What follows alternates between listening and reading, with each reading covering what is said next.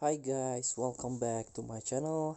Today I'm going to show you a combination if you are like a moving or agile sniper play style. So this is not for a passive sniping or camping sniper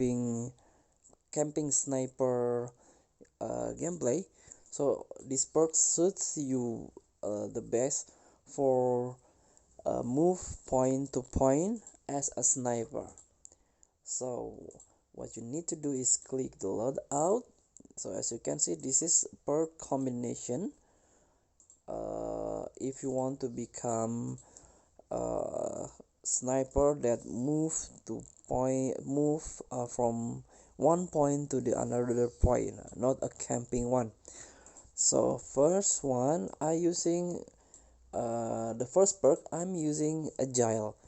So it makes your switching weapon faster. So object mantling speed, or when you switch your weapon to pistol or the other second weapon, increase, and the aim time of weapon after sprinting is reduced. So it's make you very agile. Okay, and if you or you can try this one, but you have to acquire or purchase in the store.